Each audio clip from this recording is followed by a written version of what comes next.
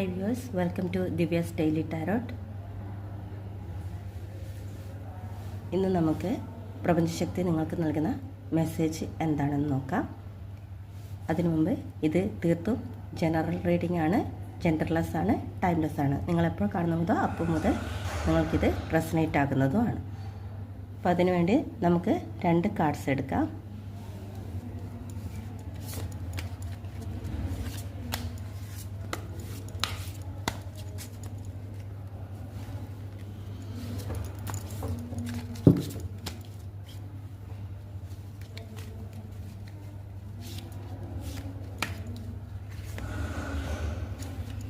രണ്ട് കാർഡ്സ് എടുത്തിട്ടുണ്ട്. 3 ഒറക്കിൾസിന് കൂടി 2 കാർഡ്സ് എടുക്കുവാണ്.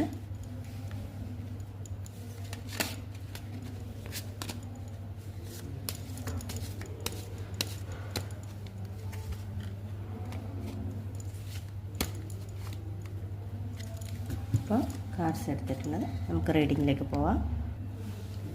ഫസ്റ്റ് കിട്ടിയിരിക്കുന്ന കാർഡ്സ് എന്താണെന്ന് നോക്കാം. ജഡ്ജ്മെൻറ്റ് എന്നാണ് മൂൺ കാർഡ് കിട്ടിയിരിക്കുന്നത്.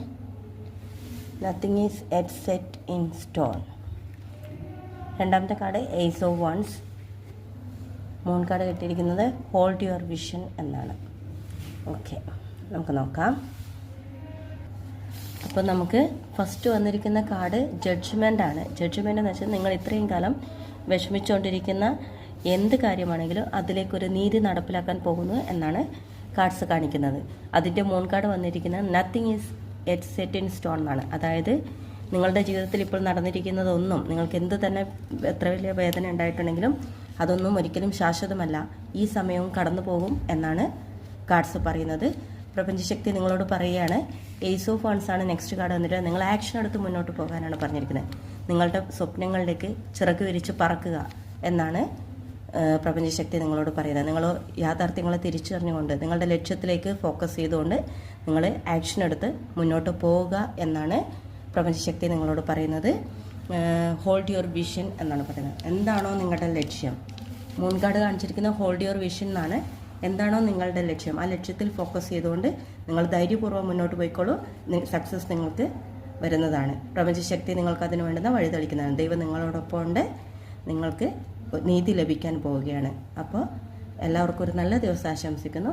ഇന്നത്തെ ഈ റീഡിംഗ് റെസനേറ്റ് ആയിട്ടുണ്ടെങ്കിൽ ദയവായി ലൈക്ക് ചെയ്യുക, സബ്സ്ക്രൈബ് ചെയ്യുക, റെസനേറ്റ് ആയവർ കമൻറ്റ് ചെയ്യുക.